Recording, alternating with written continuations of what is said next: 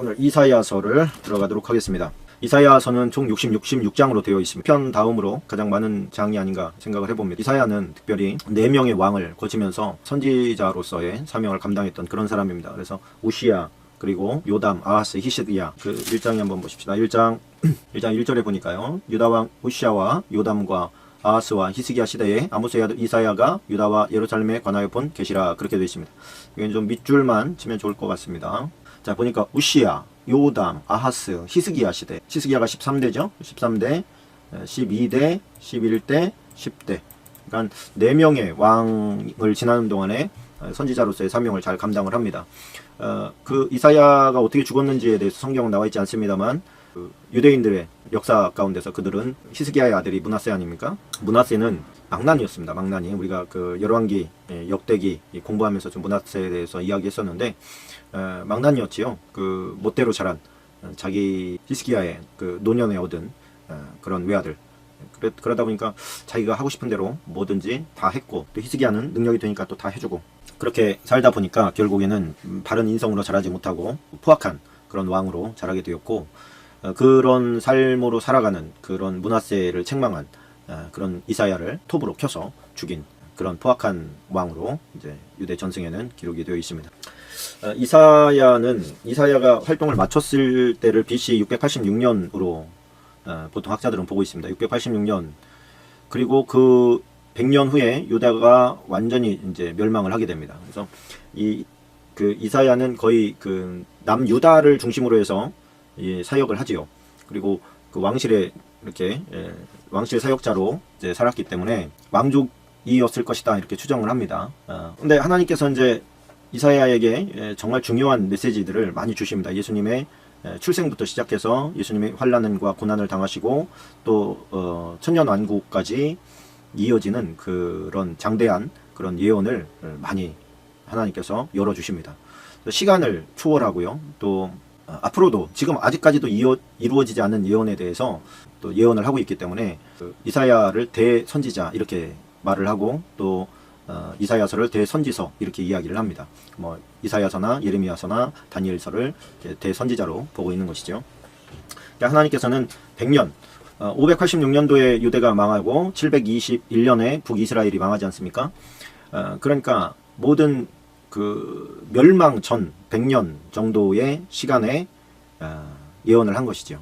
여기서 우리가 좀 생각을 해봐야 될 게, 하나님께서 유대를 멸망시킨다고 하셨을 때 100년 전에 이 예언을 이제 했다고 보면, 당시에는 뭐 매스컴도 없고 사람이 사람에게 전달을 해서 그들의 삶을 바꾸지 않으면 이제 멸망으로 끝나는 것이거든요. 그렇게 되면 몇 년 정도의 시간을 주는 것이 과연 합당하겠느냐? 여러분들은 몇 년 정도면 되겠습니까? 예수님이 만약에 재림을 하신다 그러면 몇 년 정도 전부터 예언을 하시는 게, 경고를 하시는 게 좋겠느냐 말이죠. 그냥 일주일 만에 예수님께서 이제 갑작스럽게 오신다 그러면 준비하지 못하는 사람들도 많이 있을 거 아닙니까? 노아 시대에는 120년 정도의 시간을 줬죠. 그리고서 그게 너무, 저 개인적인 생각입니다만, 너무 길게 준 게 아닐까? 뭐 그런 생각도 좀 해봅니다. 만약에 여러분들이 신부 단장을 하는데 필요한 시간이 얼마를 줘야 되냐, 하나님께서 이렇게 물으신다면 여러분들은 몇 년 정도를 이야기하시겠습니까? 지금 충분히 신부 단장이 되어 있는 사람도 있을 것이고 전혀 준비되지 않은 사람도 있을 겁니다. 그렇게 되면 주님께서 과연 몇 년 정도의, 또 며칠 정도의 시간을 준다면 여러분들이 충분히 신부 단장이 됐다고 말할 수 있겠어요? 해도 부족할 수 있겠지요. 주님께서 원하시는 것은 오늘 당장 오신다 할지라도 준비가 되어 있도록 해라. 밤에 도적같이 온다. 이렇게 이제 말씀을 하셨죠. 그리고 이 100년이라고 하는 시간은 삶을 변화시키는 데 있어서 결국 그렇게 효과적인 시간이 되지 못했습니다. 그래서 예레미야 때도 그렇고 결국에는 그들이 멸망을 하게 됩니다. 근데 이 멸망도 하나님께서는 한 방에 그냥 586년도 됐다고 그냥 한 방에 이렇게 멸망시킨 게 아니고 단계적으로 하셨어요. 그래서 포로로 끌려갈 때에 1차, 2차, 3차 이렇게 이제 멸망하지 않습니까? 1차 때 끌려간 게 이제 다니엘 같은 사람이죠. 다니엘 같은 그 왕이나 또 고관 대작의 자식들이 605년도에 1차로 끌려갑니다. 그렇게 되면 이사야가 죽고 난 다음에 81년도, 그러니까 80년 정도 되었을 때, 80년, 81년 되었을 때 1차로 유대가 유대에 이제 그 바벨론이 와가지고 1차로 끌려갑니다. 그걸 보면서 바짝 긴장하고 그 이사야나 예레미야가 예언한 그때가 정말 다가왔구나. 거의 현실로 일어나는구나. 그리고 딱 준비하고 깨어서 기도했어야 되는데 그렇게 하지 못하지요. 그러니까 물론 준비한 사람도 있었을 것입니다. 이제 뭐 그 예레미야나 아니면 이사야서 이런 예언서들을 보면 준비했다고 하는 사람들이 거의 없어요. 근데 이제 그 예레미야의 외경에 나온 예레미야서를 보면 이제 예레미야를 추종했던 사람들이 극소수가 또 등장합니다. 그 사람들이 법궤도 숨기고 뭐 이런 장면들이 있는데 그걸 근거로 해가지고 이제 최근에 법궤를 발견을 하지 않았습니까? 그러니까 그 외경이라고 해서 완전 영털이다 이렇게 말할 수 없고 좋은 그 루터가 말한 대로 굉장히 좋은 참고서적이라고 보여집니다. 어쨌든 그 1차로 81년 되었을 때에 그 다니엘이 끌려가게 됩니다. 그리고 2차로 또 그 뭐 누굽니까 에스겔이나 이런 그런 사람들이 597년도에 10,000명 정도가 2차로 또 끌려갑니다. 그리고서 586년에 3차로 이제 완전히 유대가 멸망을 당하게 된 것이죠. 그러니까 하나님의 경고도 멸망도 사울도 마찬가지였어요. 개인이나 국가나 하나님께서 한 방에 그냥 멸망시키는 경우는 거의 없다고 보여집니다. 하나님께서 경고하시고 또 경고하시고 그렇게 이제 경고를 많이 하신 다음에 나라가 망하기도 하고 또 세워지기도 하고 또 그 회개를 간절히 했을 경우에는 다시 하나님께서 기회를 주시고 이런 것들이 계속 반복되는 것을 우리가 보게 됩니다. 자, 일단은 우리가 계속해서 말씀을 배워 나가면서 더 다루도록 하겠습니다. 자, 1장에서 2절로 4절까지가 박스입니다. 2절로 4절까지 뭐 1절부터 4절까지 박스로 담아 놓으셔도 괜찮을 것 같습니다. 자, 하늘이여 들으라, 땅이여 귀를 기울이라. 여호와께서 말씀하시기를 내가 자식을 양육하였거늘 그들이 나를 거역하였도다. 저는 그 임자를 알고 나귀는 그 주인의 구유를 알건만은 이스라엘은 알지 못하고 나의 백성 깨닫지 못하는도다 하셨도다. 슬프다 범죄한 나라요 허물진 백성이요 행악의 종자의 행위가 부패한 자식이로다. 그들이 여호와를 버리며 이스라엘이 거룩하신 이를 만울이 여겨 멀리하고 물러갔도다. 자, 이스라엘의 출발이 지금 이사야서의 출발이 좋지 않습니다. 심각한 경고로 시작을 하게 되는데요. 이스라엘과 유다 너희들은 아주 배은망덕한 놈들이다. 이렇게 하나님의 경고가 시작됩니다. 그래서 그 우시아부터 요담까지 그 이스라엘은 굉장히 큰 번영을 누립니다. 하나님께서 번영케 하십니다.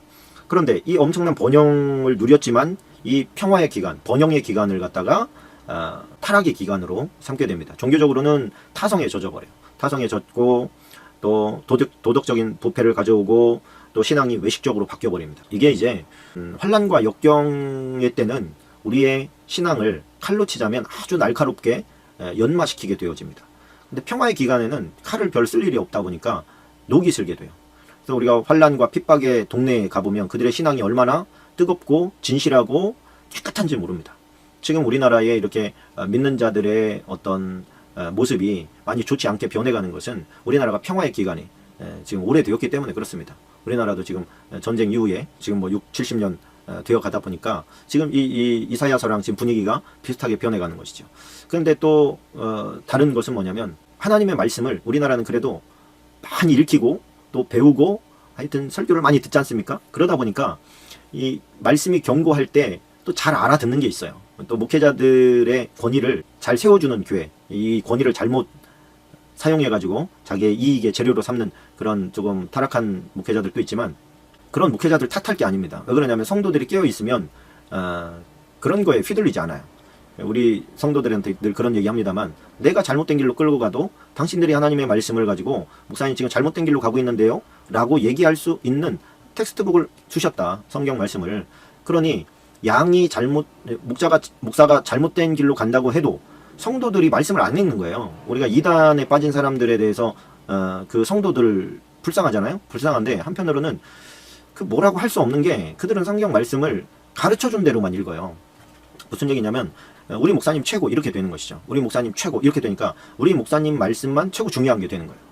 그러니 내가 나에게 주시는 하나님의 레마의 말씀은 별로 뒷전으로 놓고 우리 목사님이 가르쳐주는 성경 말씀만 진짜야. 이렇게 되는 우울, 함정에 빠지는 거예요. 그렇게 되면 목사가 무슨 신도 아니고 얼마든지 잘못된 길로 갈 수 있다는 것이 역사적으로나 얼마나 많이 그런 경우가 있습니까? 그렇게 되면 그 누구를 탓하겠어요? 자기가 하나님의 말씀을 보지 않아서 그러는 거죠. 나에게 주신 하나님의 말씀이 있을 때 목회자가 잘못된 길로 이끈다 할지라도 그 잘못된 길로 안 가요. 왜? 하나님의 말씀에 지도책에 일로 가면 멸망길이라고 되어 있는데 왜 그 길로 가겠어요? 그러니까 하나님의 말씀은 저는 그냥 기본적인 것만 가르쳐 드리는 거예요.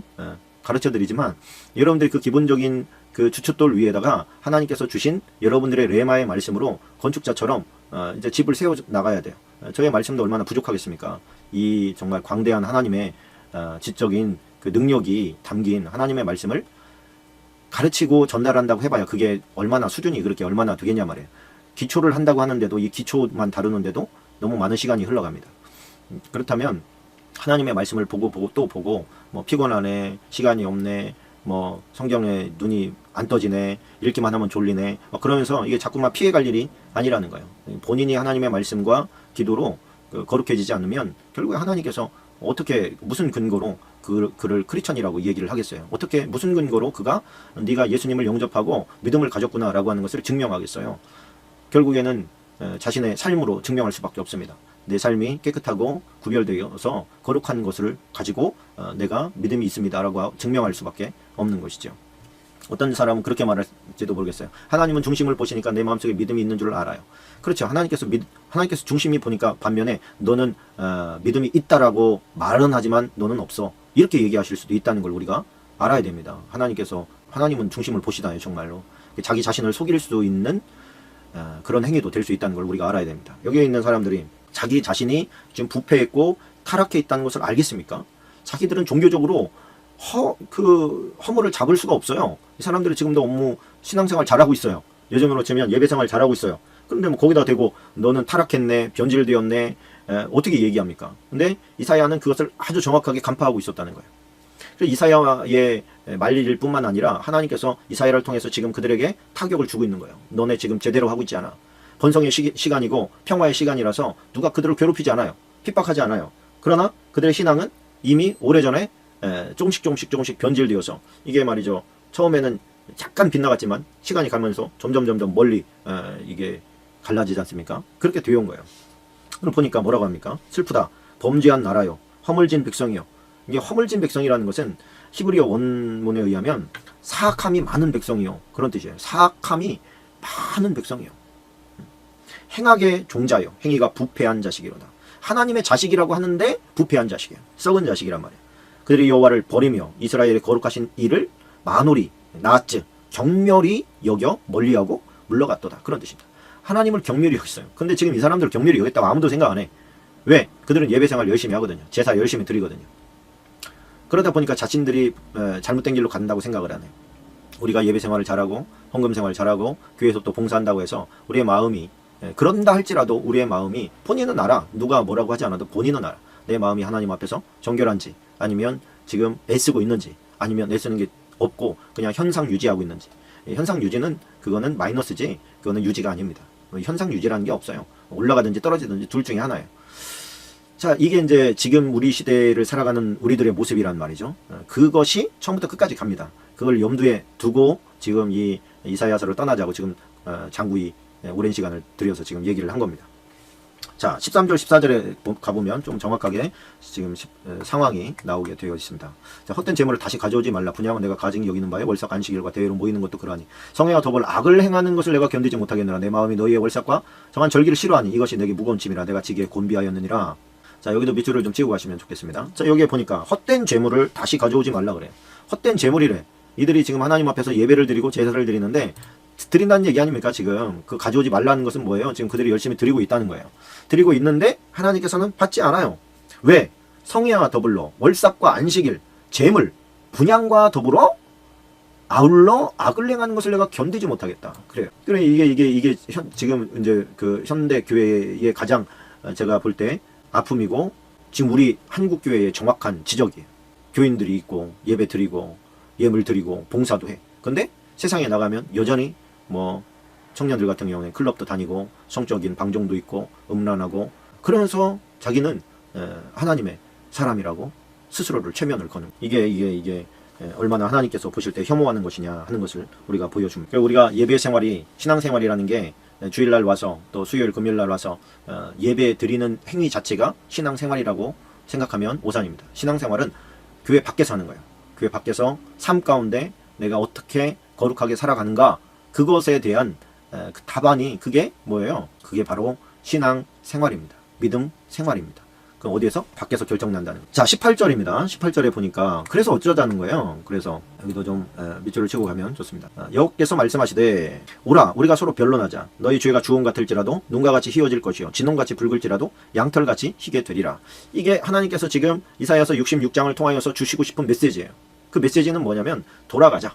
진짜로 돌아가자. 하나님 앞에 정말 돌아가자. 그러면 우리의 죄가 아무리 하나님께서 심판을 때리기에 합당한 넘치는 그런 범죄가 있을지라도 하나님께서 용서하시고 다시 회복시키신다. 그런 뜻입니다. 여기서 보면 이제 우리가 주홍 같은 죄 이런 이제 표현을 하는데 그 열린다 성경을 보니까 자주색이죠. 붉은색이라는 것은 그러니까 진홍색. 이 진홍색 염료는 유일하게 두로가 위치한 지중해 해변에서 사는 뿔고둥이라고 하는 고동 아시죠? 다슬기처럼 생긴 이 고둥의 그 하부 기관지에만 있다는 거예요. 그래서 그러니 그 양이 얼마나 되겠습니까? 그 염료를 얻으려면 얼마나 많은 고동을 잡아야 되겠어요. 그래서 두로가 이 자주색 염료는 독점을 하고 있었어요. 거기서만 나니까 염료가. 다른 데서 하면 아무리 붉은색은 물을 들여도 한두 번 빨면 금방 염료가 빠져버리는 거예요. 오히려 물 빠지는 옷 입는다고 생각해 보십시오. 난리도 아니겠죠. 염료를 그 천에다 적셨을 때 그것을 빨아도 그 염료가 빠지지 않는 그런 염료는 두로의 뿔구둥이에서만 약간 얻을 수 있었다는 거예요. 그러니까 근데 이 붉은색 옷은 너무 비싸가지고 그것이 요즘으로 치면 옷 한 벌에 1억 정도 하는 너무너무 귀한 옷이었다는 거예요. 왕족이나 정말 큰 그 부한 사람이 아니면 붉은색 옷을 입을 수가 없는 사람이었다는 거죠. 근데 이 붉은색 옷감은 한번 물들이면 빠지지 않는 그 얘기하는 거예요. 너희의 죄악이 아무리 우리 뭐 맨날 입에 발린 게 그거니까 마음은 원인데 하나님 연약해가지고 또 죄를 졌습니다. 또 죄를 졌습니다. 그러나 우리가 하나님께 돌아가서 그 마음을 성령님께 드리고 성령님의 강권하심에 우리를 내어드리면 죄를 우리가 참는 것이 아니라 죄된 생각을 아예 하나님께서 이렇게 좀 제거시키시는 것 같아요. 성령님께서 우리가 많은 기도와 방언 기도와 또 간구를 할 때에 그 마음을 정말로 하나님의 말씀과 기도로 하나님께서 거룩하게 만들어요. 우리가 해야 될 것은 우리의 입술과 눈과 귀를 주님께 드리는 거예요. 그래서 이렇게 하나님의 말씀을 많이 듣고 그 다음에 하나님의 말씀을 읽고 지금 이렇게 들었다고 해서 여러분들 나 하나님의 말씀을 지금 읽고 있어 이거 아니에요. 이거 아닙니다. 지금은 설명을 듣는 것이고 읽는 것은 여러분들이 해야 될 일이에요. 하나님 앞에서. 그러니까 이거 들었다고 해서 난 또 성경 공부를 열심히 했네. 그렇게 끝나시면 안 된다는 얘기입니다. 이 성경 공부 댓글에다가 성경 공부를 하다 보니까 하나님 앞에서 왠지 좀 뿌듯하다 이런 이제 댓글을 다신 분이 있어서 제가 해드리는 거예요. 성경 공부하는 것 너무 중요합니다. 그러나 더 중요한 것은 내가 그 말씀을 기반으로 한 성경 읽기와 성경을 읽다 보면 이렇게 하나님의 말씀을 발견한단 말이에요. 죽음 같을지라도 눈과 같이 희어지는 이 축복을 주님 저에게 주십시오. 이 말씀에 근거해서 기도합니다. 그 축복 저에게 주십시오. 그냥 그 깨달은 말씀이 있을 때 그 즉시로 기도하는 거예요. 하나님을 의식하면서. 그때 하나님께서 그대로 이루어 주실 줄로 믿습니다. 자, 2장으로 넘어갑니다. 2장 5절 6절입니다. 2장 5절 6절 박스 처리하시면 되겠습니다. 자, 야곱 족속아 오라 우리가 여호와의 빛에 행하자. 주께서 자, 박스를 일단 치시고 주께서 주의 백성 야곱 족속을 버리셨음은 그들에게 동방풍속이 가득하며 그들이 블레셋 사람들 같이 점을 치며 이방인과 더불어 손을 잡아 언약하였습니다. 이 언약하였다는 것은 결혼했다는 뜻입니다. 하나님께서 출애굽 당시에 그 모세와 그 백성들에게 약속한 말씀이 있어요. 뭐냐면 너희에게 이 가나안 땅을 주는 이유는 뭐냐면 그들이 심각하게 오염되었기 때문이다. 그들이 오염되었기 때문에 그들을 제거하고 너희를 그곳에다가 놓는 건데 너희도 만약에 그렇게 범죄하면 너희도 다 뽑아버린다. 이게 이제 하나님의 메시지 아닙니까? 근데 지금 이 사람들은 똑같은 일을 하고 있는 거예요. 그 당시 멸망받았던 가나안 족속의 문화, 타락한 문화가 그들에게 똑같이 들어간 거예요. 자, 이것을 보면서 우리가 빛에 행하자. 빛에 행하자는 건 뭐예요? 지금 빛으로 행하지 않고 있다는 뜻이죠. 그러니까 지금 하나님 빛에 행하자는 건 뭐예요? 하나님의 말씀대로 살자 그런 거거든요. 하나님의 말씀대로 살지 않고 있으니까. 외형은 하나님의 백성이고 타이틀은 하나님의 백성인데 삶이 전혀 따라주지 않아요. 그에 대해서 반작용으로 하나님께서 너희를 버렸다. 이렇게 분명히 성경은 이야기하고 있습니다. 그래서 지금 저는 조금 하나님께서는 절대로 버리지 않으셔. 하나님께서 택한 자는 절대로 버리지 않으셔. 물론 성경에 하나님께서 택한 자를 버리지 않는다는 표현도 있습니다. 근데 오늘 우리가 읽은 것처럼 하나님께서 또 버리셨다는 표현도 많이 나옵니다. 그러니까 버리지 않는다라고 하는 표현만 갖다 쓴다면 성경에 그 부분은 다 지워버려야죠. 하나님께서 버리신다, 내치신다, 잘라버린다, 뽑아버린다, 멸망시킨다 이런 표현들은 다 그러면 빼버려야죠. 그래서 우리가 그 한쪽 시선을 하나님의 두 예를 들면 두 레이를 갖다가 한쪽만 쓰겠다는 거거든요. 어떤 신학적인 논거를 갖다 대도 그것은 하나님의 말씀, 그냥 기록된 하나님의 말씀을 반박할 수가 없는 거예요. 만약에 신약성경에 그것을 바꿔버렸다. 그러면 이제 그 바꾼 걸 적용해야죠. 음식 규례라든지 뭐 이런 것처럼, 안식일 규례라든지 이런 것처럼 하나님께서 신약시대에 바꿔버린 게 있어요. 구약성경에는 이렇게 말씀하셨지만 신약성경에는 다르게 말씀하신 부분이 분명히 있단 말이에요. 그렇게 하나님께 바꾸어버리신 게 아니시면 신약성경에는 하나님께서 절대로 버리지 않는다는 말씀만 있습니까? 그러니까 우리가 신부단장 잘해야 되는 것이죠. 또 하나님이 나를 택했다고 철석같이 믿고 있어도 성경에 내가 뭐 예를 들어서 유선태 너를 택했어 라고 이렇게 성경에 기록된 게 아니잖아요. 그렇게 우리가 믿는 것 뿐이에요. 근데 믿는데 그 믿음이 가짜라면, 한마디로 오늘 하나님께서 이렇게 구약성경과 신약성경에 행함이 죽어버린 삶이 세상 사람과 똑같거나 더 심하면서도 그저 교회에 가서 회개만 하면 된다고 생각하는 그런 어리석은 하나님의 백성들, 타이틀만 하나님의 백성들이죠. 그래도 그들이 살아있다는 것은 강점입니다. 왜냐하면 그들이 듣고 회개할 수 있기 때문입니다. 그래서 하나님께서 버릴 수 있네 없네 이런 신앙적인 논쟁을 하자는 게 아니고 하나님께서 원하시는 삶을 살자는 거예요. 하나님께서 원하시는 삶을 살자. 우리가 무늬만이 아니라 우리의 내면까지 진실한 하나님의 사람으로 그렇게 살자. 그렇게 살 수 있도록 성령님께 늘 도움을 구하자. 그것입니다. 그래서 하나님이 가증히 여기시는 이방 문화, 타락한 가나안 문화, 우리 이제 아이들에게 그런 이야기를 종종 합니다. 뭐 딸아이의 치마가 짧아진다든지 또 뭐 좀 좋지 않은 세상의 어떤 문화들을 접하려고 할 때 가나안 문화 이렇게 얘기합니다. 저는 가나안 문화, 타락한 문화요. 그 매스컴이 심어주는 뭐 섹시함이라든지 매력이라든지 이런 것이 결국엔 성적인 것과 연관을 시켜버리거든요. 그래서 야한 옷을 입게 만들고 육체 지향적인 것만 주장하고 뭐 하여튼 다 뭐 성형이니 뭐니 해가지고 그냥 육체적으로 눈으로 보일 때의 매력에 집착하게 만드는 그 가나안 문화거든요. 하나님은 중심을 보신다 그랬는데 중심을 가꾸게 하는 그런 메시지는 별로 없고 겉모양만 다 막 바꾸기를 원하는 이런 것이 바로 가나안 문화입니다. 그래 더럽고 타락한 하나님께서 더럽다고 말씀하시는 또 타락했다고 말씀하시는 동방 풍속, 가나안 풍속이라는 것은 뭐냐면 그러니까 뭐를 보고 더럽고 타락했다라고 얘기하는 거냐, 그 기준이 뭐냐, 이게 중요한 거죠. 이게 하나님의 말씀 아니겠습니까? 하나님께서 보실 때 하나님의 말씀에 근거해서 너는 내가 이걸 원하는데 저걸 하니 너는 타락했다 이렇게 말씀하시는 거죠. 내 양심에 비칠 때 나는 타락한 게 아니에요. 나는 더러워진 게 아니에요.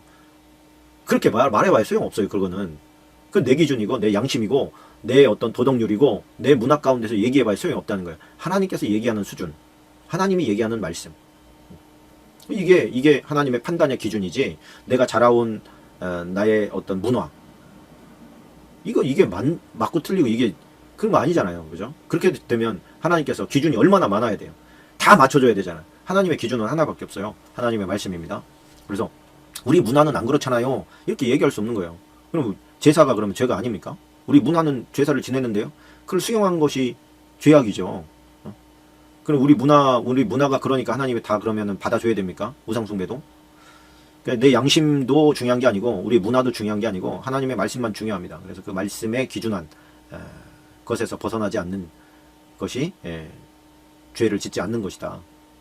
자, 3장으로 가보십시다. 3장 1절로 3절까지 박스입니다. 3장 1절로 3절까지 박스 쳐놓으시고요. 보라, 주 만군의 여호와께서 예루살렘과 유다와 의지하는 것을 제하여 버리시되 곧 그가 의지하는 모든 양식과 그가 의지하는 모든 물과 용사와 전사와 재판관과 선지자와 복술자와 장로와 50부장과 귀인과 모사와 정교한 장인과 능란한 요술자를 그리하실 것이며 그랬습니다. 그 사람들이 이렇게 조금 나태해지는, 하나님을 의지하는 마음이 좀 떨어져 버린 그런 배경이 숨은 배경인 거죠. 이 마음 속에서 일어나는 그 배경이 뭐냐? 그것은 그들이 자신만만하게 하나님이 없어도 왠지 자기를 지켜줄 것 같은 것이 있기 때문에 그렇습니다. 그것이 뭐예요? 용사, 전사, 재판관, 뭐 선지자, 복술자, 또 물질적인 것으로는 모든 양식, 또 의지하는 물, 그 요즘으로 치면은 돈이죠. 재물, 뭐 동산, 부동산, 뭐 이런 것들. 나는 이런 것이 있으니까 내 뭐 예를 들어서 노후는 보장이 되어 있어. 난 통장에 돈이 좀 넉넉하게 있으니까 이거면 평생 일하지 않고도 먹고 살 수 있어. 뭐 나는 든든한 직장이 있으니까 뭐 여기에서 나오는 것만 가지고도 난 살기에 부족하지 않아. 자, 이런 여타, 이런 어떤 눈에 보이는 물질적인 것, 이런 것들, 또 제도적인 것, 그 국가의 어떤 시스템, 이런 것들을 봤을 때 나는 안전해, 나는 괜찮아, 나는 좀 보장됐어 라고 생각하는 것은 착각이라는 거예요. 그것은 다 인간들이 만드는 것이잖아요. 좀 여기 좀 우회를 보십시다. 잠깐 이사 2장 22절에 너희는 인생을 의지하지 말라. 그의 호흡은 코에 있나니? 그죠? 생활 가치가 어디 있냐? 제가 어제 갑자기 막 급체를 해가지고 죽을 뻔했는데 그 급체를 해가지고 죽을 뻔한 그 시간을 지나면서 제가 하나님께서 깨닫게 해주시는 게 있었어요. 아, 그래, 이 작은 질병 하나만 가지고도 사람이 죽을 수 있는 게 그게 인간이구나. 그게 무슨 뭐 보험이 무슨 효과가 있을 것이면 순식간에 일어나는, 갑자기 일어나는 그런 일들이 있잖아요. 우리가 평안할 때 생각하는 거예요. 그런 것도 내가 뭐 돈이 좀 있어, 또 보험도 좀 들어놨어, 뭐 이런 것들은 순식간에 일어날 수 있는 것들을 제외시켜 놓고 모든 것이 다 순적하게 진행되어질 때에 생각해 볼 수 있는 것들이죠. 그러나 순식간에 일어나는 것들이 얼마나 많습니까? 교통사고라든지 갑작스러운 질병이라든지 돈으로 해결할 수 없는, 뭐 보험이 있다고 해결이 안 되는 그런 것들이 얼마나 많습니까? 하나님께서도 우리를 눈동자같이 지켜보호해 주시지 않으면 우리는 쓰러질 수밖에 없는 것이죠. 그래서 3장에서 말하고 있는 이런 하나님을 의지하지 않고 다른 것들을 의지하는 것들을 다 제해라. 어떻게? 너 스스로가 제해라. 그 하나님과 우리는 알고 있잖아요. 본인은 알고 있잖아요. 내가 뭐를 의지하고 있는지, 내 통장을 의지하고 있는지, 건강을 의지하고 있는지, 남편을 의지하고 있는지, 자식을 의지하고 있는지 알아요. 거기에서 스스로를 하나님 앞에 세우라는 거예요. 고람되어 하나님 앞에서의 나의 삶으로 지금 나를 세워가라는 뜻입니다. 그래서 우리에게는 군사력이 있으니까 괜찮아. 우리는 양식이 이만큼 비축되어 있으니까 괜찮아. 뭐 물이 충분하니까 걱정 없어. 이런 것들, 그런 것들 다 빼고 하나님으로 힘을 삼으라는 거예요. 하나님으로 힘을 삼으라.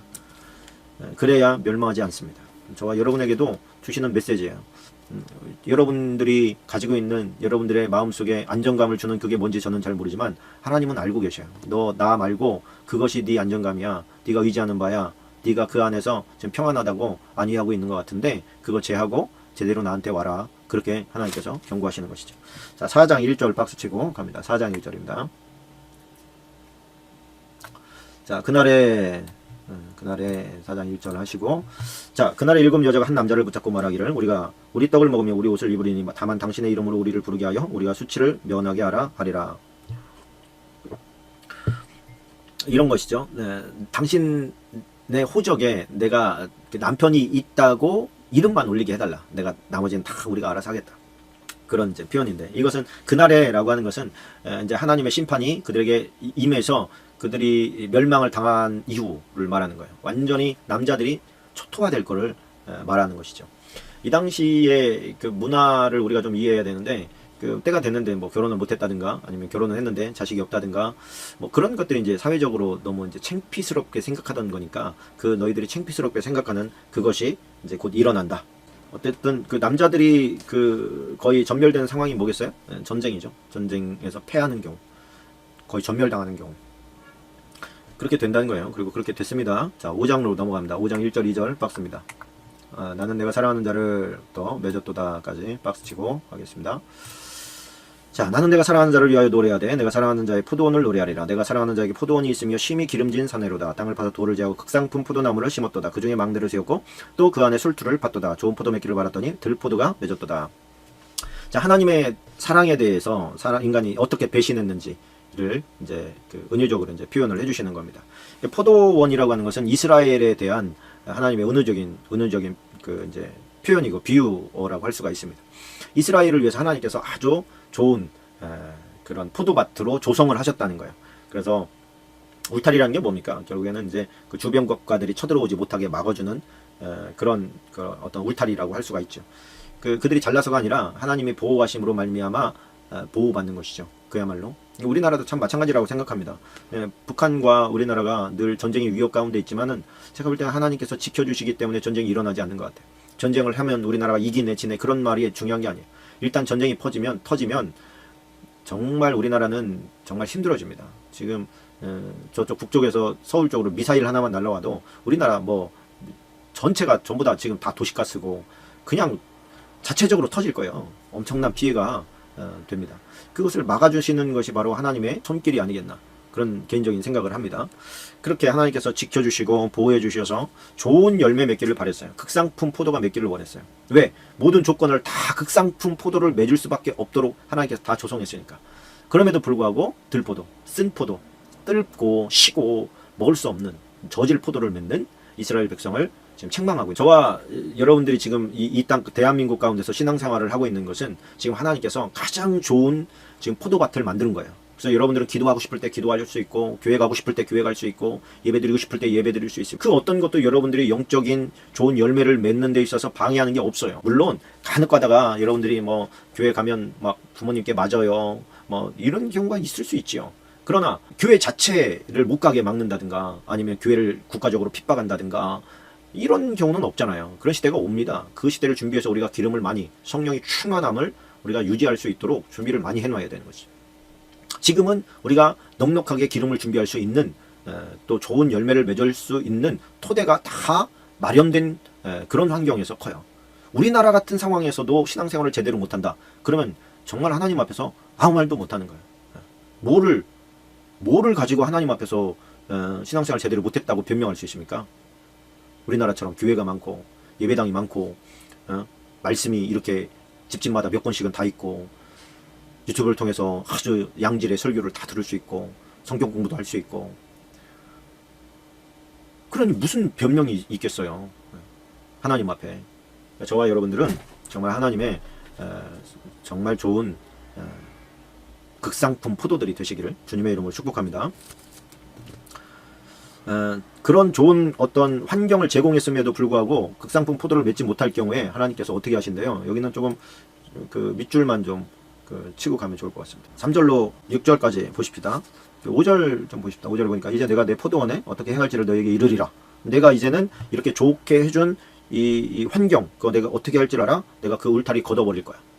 이 나라를 지키고 있는 하나님의 보호의 손길을 걷어버릴 거야. 그래서 먹힘을 당하게 하고 그 담을 헐어서 짓밟히게 할 거야. 너희를 보호하는 게 아무것도 없을 거야. 너희가 황폐하게 될 거야.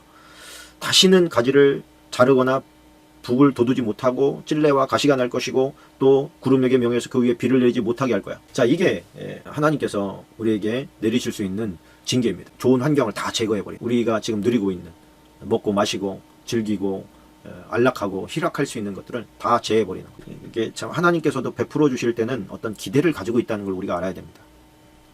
하나님께서 그러면 베풀어 주시는 은혜가 조건적인 겁니까? 조건적인 겁니다. 하나님께서 좋은 환경을 제공하시고 축복해 주실 때는 그 축복에 걸맞는 열매를 맺으라고 베풀어 주시는 거예요. 그냥 호의호식하면서 널브러져 가지고 쾌락이나 즐기고 재미나 추구하면서 살다가 주님 곁에 오라고 하나님께서 그렇게 베풀어 주시는 게 아닙니다. 하나님께 베풀어 주시는 것도 의미가 있고 목적이 있는 거예요. 빛과 소금의 역할을 감당할 수 있도록 하나님께서 지금 좋은 서포터를 다 해주시는 거죠. 그럼 좋은 열매 맺어야 돼요. 적게 맡긴 자는 적게 열매를 거둬도 뭐라고 안 하지만은 많이 하나님께서 베풀어 주신 자에게는 많이 거둬야죠. 많이 맺어야죠, 열매를. 자, 12절에 보면 이런 말씀이 나옵니다. 12절. 지금 우리 세대랑 너무 이사야서를 보면 비슷한 게 너무 많습니다. 그들이 뭐라 그래요? 그들이 연회에는 수금과 비파와 소고와 피리와 포도주를 갖추었어도 여호와께서 행하시는 일에 관심을 두지 아니하며 그의 손으로 하신 일을 보지 아니하는도다. 이게 뭐예요? 자기 자신의 만족을 위해서, 기쁨을 위해서, 즐거움을 위해서는 다 갖춘다는 거예요. 다 갖추는데 하나님의 일에는, 하나님의 관심, 하나님께서 원하시는 일에는 관심을 두지 않아요. 관심을 안 둬. 그러니 이게 지금 멸망당한 이스라엘 사람들 얘기입니까? 아니면 우리 얘기입니까? 저와 여러분의 얘기 아닙니까? 정말 정신 바짝 차려야 됩니다. 우리는 지금 여기에 적용된 사람들이 많을 거예요. 우리 성도들을 보고 저 자신의 모습을 봐도 여기서 자유롭지 못해요. 우리는 좀 더 애를 쓰고 힘을 써야 될 줄로 믿습니다. 그래서 이 내 재미, 내 즐거움, 나의 만족을 위해서 다 준비해 나가면서 여호와의 일, 하나님의 나라와 그 의에 대해서는 관심이 없어요. 기도의 내용도 그렇고 다 이기적이고, 이 세상 그 어떤 신에게 가서도 다 구할 수 있는, 뭐 부자 되게 해주시오, 자식 잘 되게 해주시오, 이런 거 구하지 않는 우상이 어디 있습니까? 다 가서 그런 거 구하죠. 여호와의 관심은 그런 거 구하지 말고 하나님의 나라와 그 의가 이 땅 가운데, 내가 거하고 있는 환경 가운데 임하도록 기도해라. 근데 그거 별로 관심이 없어요. 하나님께서 그거 책망하시는 거예요. 그 옳은 길로 지금 우리가 제대로 가는 거 아닙니다. 자, 6장으로 넘어갑니다. 6장. 6장에 보면 5절로 7절까지, 6장 5절로 7절까지 박스입니다. 그때에부터 사하여 졌느니라 하더라까지 박스를 좀 쳐놓고 가십시다. 그때 내가 말하되 화로다 나의 망하게 되었도다. 나는 입술이 부정한 사람이나 나의 입술이 부정한 백성 중에 거주하면서 만군의 여호와이신 왕을 배웠음이라 하였더라. 그때 그 스랍 중에 하나가 부족하라고 그러되 여기서 보면 스랍 중에 하나가 이렇게 말합니다. 스랍이라고 하는 것은 세라핌이라고 하는 히브리어 단어에서 온 건데 날개가 6개가 달린 거예요. 그래서 2절 보면 그런 말씀이 있죠. 각기 6날개가 있어요. 그죠? 둘로는 얼굴을 가리었고 둘로는 자기 발을 가리었고 둘로는 날아요. 그러니까 날개는 6개가 있는데 2개는 얼굴 가리고 2개는 다리를 가리고 2개는 날면서 하나님을 경배하는 거예요. 거룩하다 거룩하다 만군의 여호와여 그 영광이 온 땅에 충만하다 그러면서 찬양하는 거예요. 근데 그들에게 날개만 있는 게 아니라 또 손이 있어요. 손으로 또 손을 가지고 제단에서 집은 숯을 가지고 그에게 와서 그 입술에 대며 이것이 내 입에 닿았으니 내 악이 제하여졌고 내 죄가 사하여졌느니라 이렇게 말합니다. 그러니까 하나님 앞에서 인간의 죄된 모습을 본 거예요. 누가? 이사야가. 6장 1절에 보면 쉐키나라고 하는 그 우시야 왕이 죽던 해 내가 본즉 주께서 높이 들린 보좌에 앉으셨는데 그 옷자락은 성전에 가득하였고 하나님의 영광이 임한 곳 그것을 임한 상태 그 상태를 쉐키나라고 합니다. 그 옷자락만 보고도 자기의 부정함과 더러움을 보게 되었다는 거예요. 그리고 회개하는 모습을 보게 됩니다. 회개라는 게 뭐예요? 나 죽겠구나. 나 망하게 됐구나. 내가 이렇게 더러운 존재였구나. 이걸 깨닫는 게 회개예요.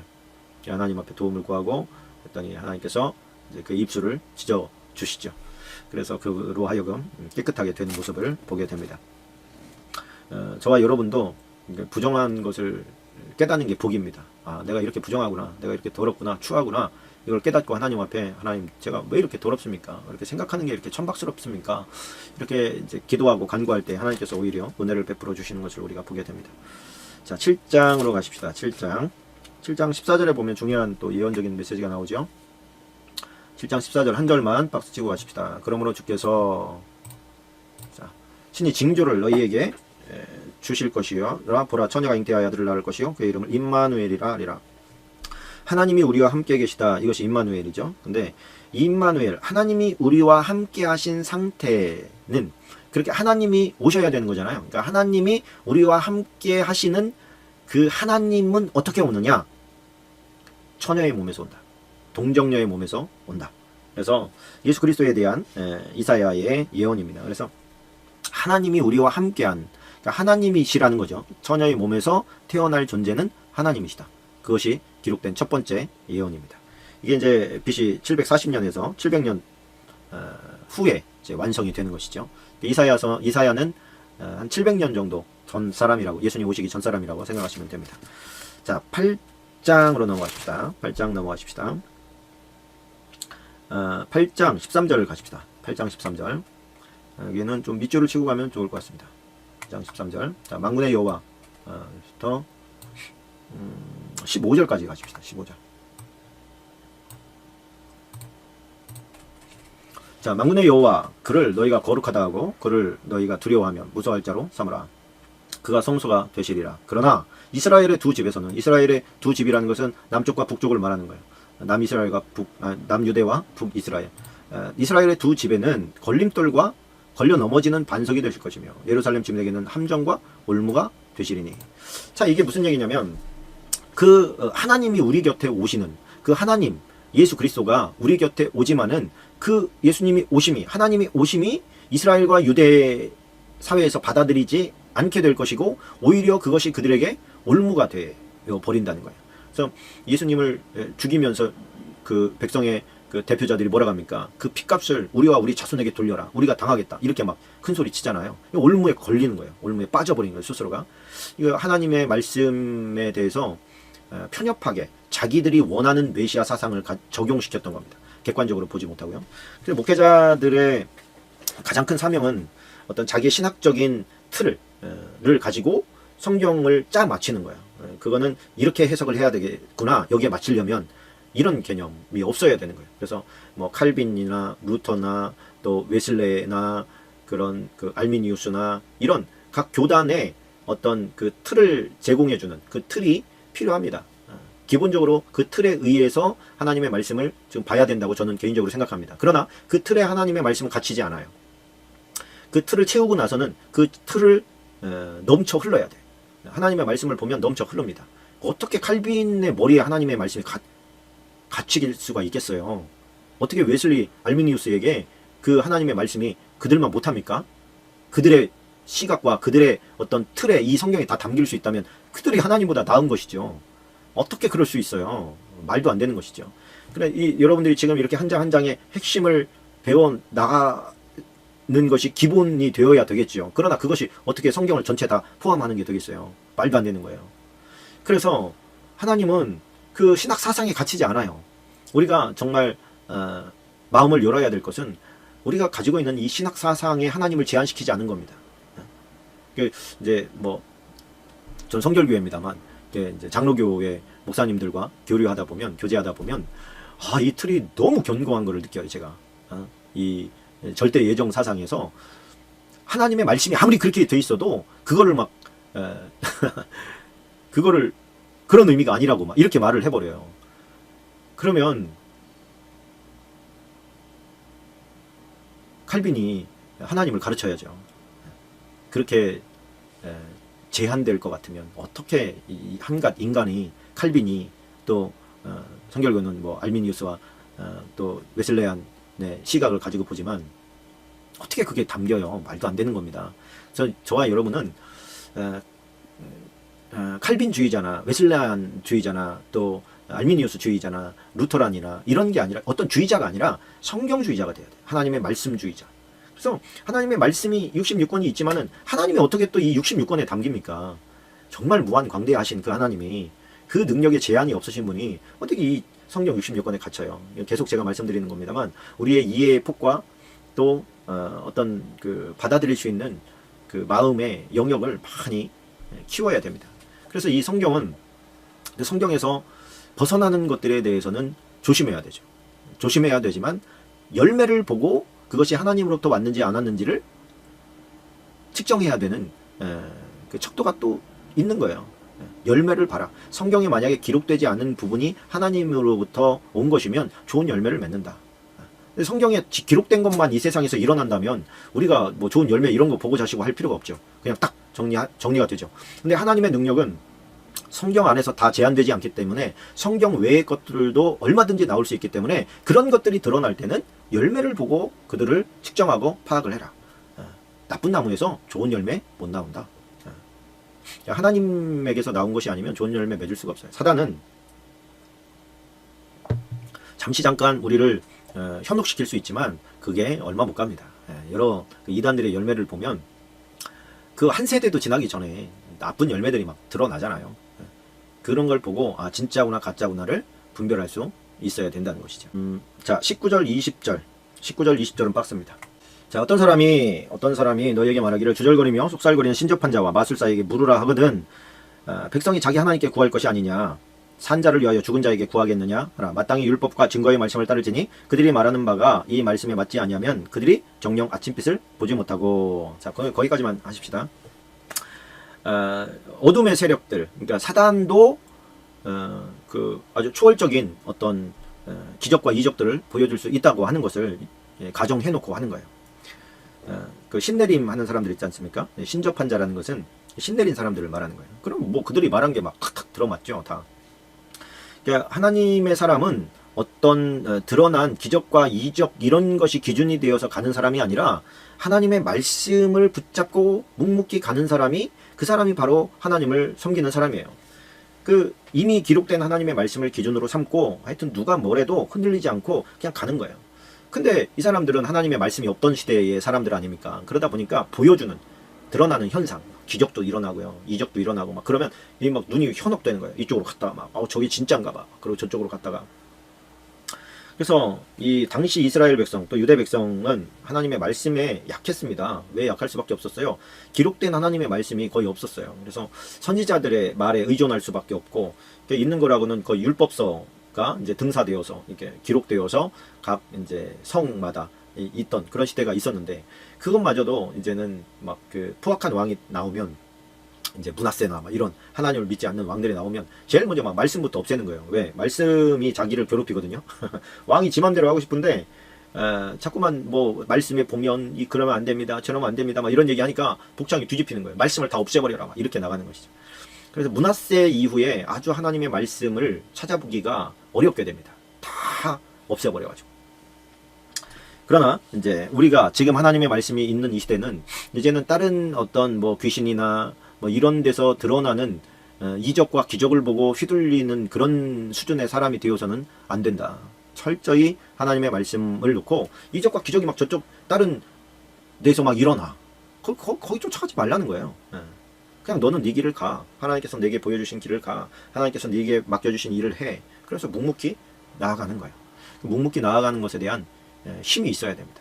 그것이 우리에게 주시는 그 착하고 충성된 종의 그런 모티브예요. 묵묵히 간다.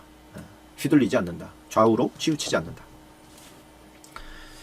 자, 그 9장 6절 7절 박사하고 하십니다. 9장 6절 7절입니다. 이는 한 아기가, 이제 예언적인 또 말씀이 나오는 것이죠.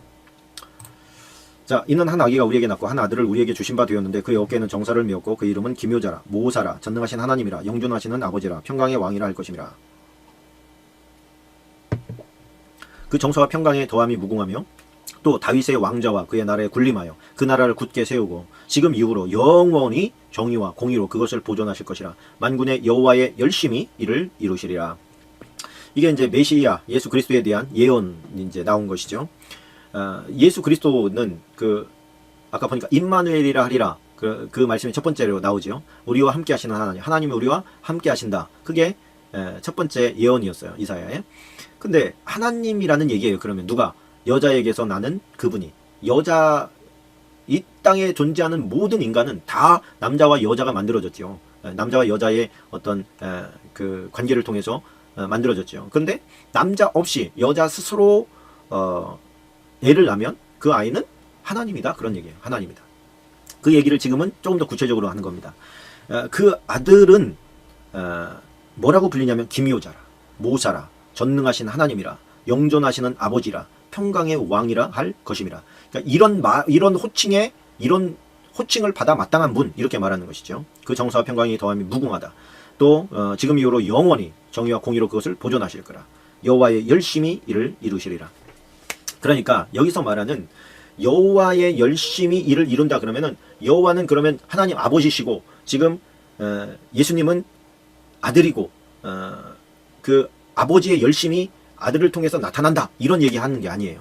여기에 보면은 예수님이 뭐라고 그랬어요? 영존하시는 아버지라는 칭호도 받는 거예요. 그러니까 예수님께서는 뭐라고 하는 거예요?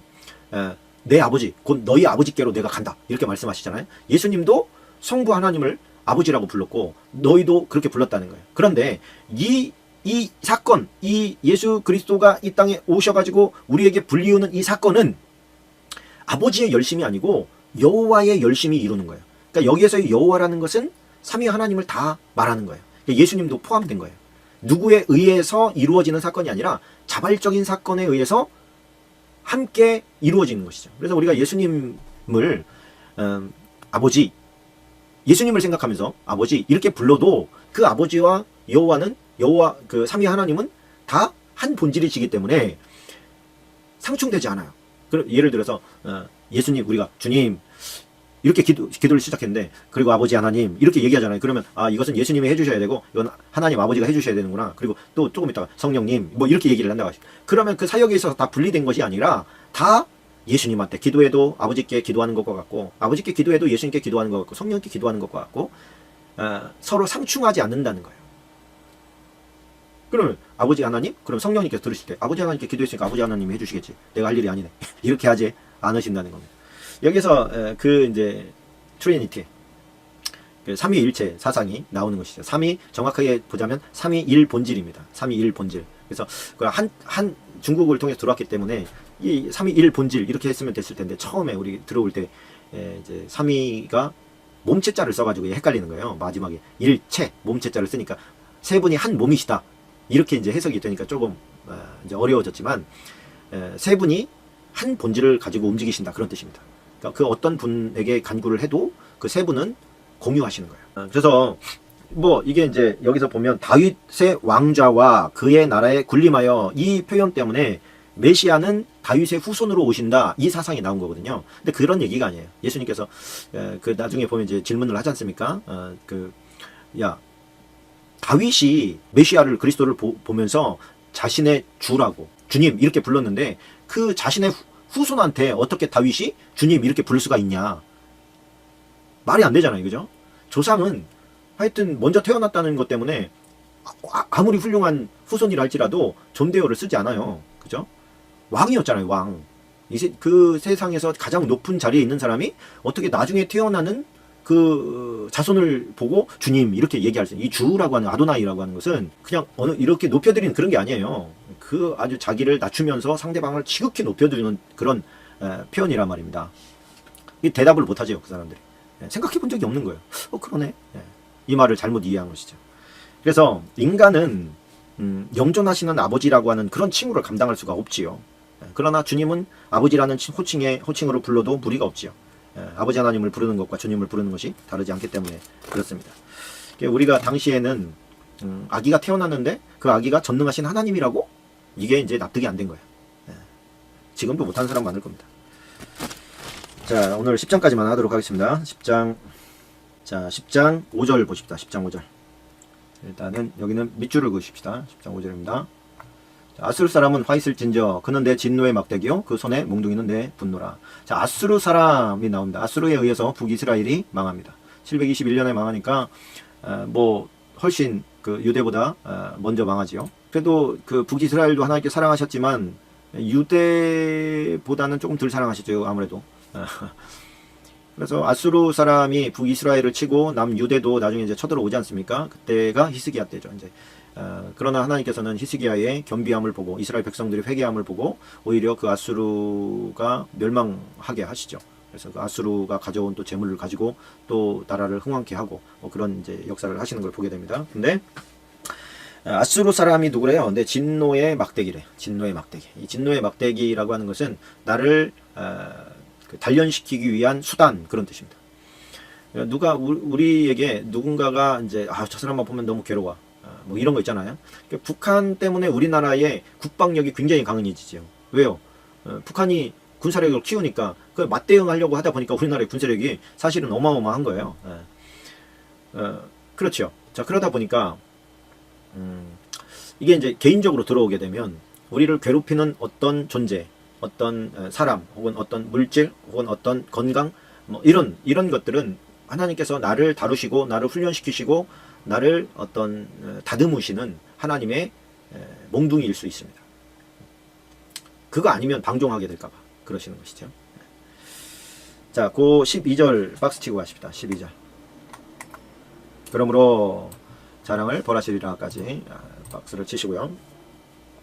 이게 아수르 제국의 이제 그러므로 주께서 주의 일을 시온산과 예루살렘에 다 행하신 후에 아수르 왕의 완악한 마음의 열매와 높은 눈의 자랑을 벌하시리라. 하나님께서 아수르를 또 멸망하게 하시거든요. 누구를 통해서? 그 바벨론을 통해서 아수르를 멸망시킵니다. 아수르가 힘이 강대하기 때문에 바벨론의 입장에서는 눈치만 보고 있었습니다. 힘을 속으로 키우고 있었지만 아수르가 워낙에 강력했기 때문에 침략할 기회를 틈타지 못했는데, 이 유대에 왔다가 유대의 그 히스기야의 하나님 앞에 간구하는 그 기도에 의해서 아수르가 18만 5천 명이 죽지요. 그러면서 국력이 확 약해졌습니다. 그러면서 그 자식들에 의해서 사내립이 또 암살을 당하고, 그러면서 나라가 휘영청한 거예요. 그 휘영청할 때를 놓치지 않고 바벨론이 쳐 들어가 가지고 아수르를 끝장냅니다. 그러니까 아수르는 북이스라엘을 끝장내고 나서 이제 몽둥이로 다 쓰임 받은 다음에 하나님께 몽둥이를 집어 던지신 거예요. 아수르가 잘나서 거룩해서 그들을 들어서 이스라엘 백성을 심판한 게 아니었거든요. 그러니까 몽둥이가 훌륭해서 때린 게 아니잖아요. 그러니까 한 다음에 내치신다, 그런 것이죠. 그러니까 아수르 제국의 교만을 보시고 하나님께서도 아수르도 벌을 내리신 것을 우리가 보게 됩니다. 이게 이제 하나님의 백성인데, 나는 하나님의 백성인데 나를 괴롭히는 존재가 있어. 그 하나님께서 그 사람을 사랑하시는 것이 아니고 나를 다듬기 위해서 지금 곁에 있는 그 사람을 사용하시는 거예요. 그래야, 그러니까 우리는 그것을 가지고 불평불만할 게 아니라 그 안에 담긴 하나님의 의도를 알고 깎여야죠. 이 부분은 네가 좀 깎아냈으면 좋겠다. 또 털어내지 못하는 죄악에 있어서 네가 털어냈으면 좋겠다. 이렇게 하나님 이 환경을 통해서 저에게 원하시는 게 무엇입니까? 라고 이제 간구하는 모습, 그 모습이 우리에게 있어야 될 줄로 믿습니다. 자, 오늘 여기까지 하도록 하겠습니다. 목요일날 11장부터 나갑니다. 그러니까 목요일까지는 10장까지 10장을 다 읽으셔야 되겠죠.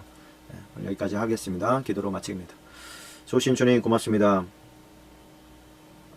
우리에게 베푸르신 은혜가 너무 많고 큰데 저희들 그것을 방종의 기회로 삼고 타락과 나의 유익과 즐거움과 쾌락을 따른 가나안의 문화에 젖어버린 그런 삶을 살아갈 때가 있지 않았습니까? 우리 자신을 돌아보고 회개할 수 있기를 원합니다. 특별히 이 시대의 청년들을 우리 주님께서 잘 준비하여 주시고 청소년들을 준비하여 주셔서 아버지 그들이 무너지면 이 땅이 완전히 타락할 수밖에 없사오니 하나님이여 다음 세대를 잘 세워나가는 이 시대의 어른들이 되게 도와주시고 또 교회들이 되게 하여 주옵소서. 이렇게 교회들이 많고 작은 교회들이 많은 것은 하나님 그들에게 맡겨진 소수 정예화시켜서 알곡들을 많이 만들으라는 뜻인 줄로 믿습니다. 저희 목회자들이 아버지 하나님 환경 탓하지 않고 맡겨진 직무를 잘 감당할 수 있도록 성령님 도와주옵소서. 또 우리 성도들은 잘 따라와서 하나님의 말씀에 기반을 두고 좋은 집 잘 짓는 믿음의 사람들 되게 하여 주옵소서. 저 주님께서 알곡 찾으실 때에 밝히 드러날 수 있는 저희들 되기를 원합니다. 감사와 찬양과 영광을 돌리며 예수님의 이름으로 기도하옵나이다. 아멘.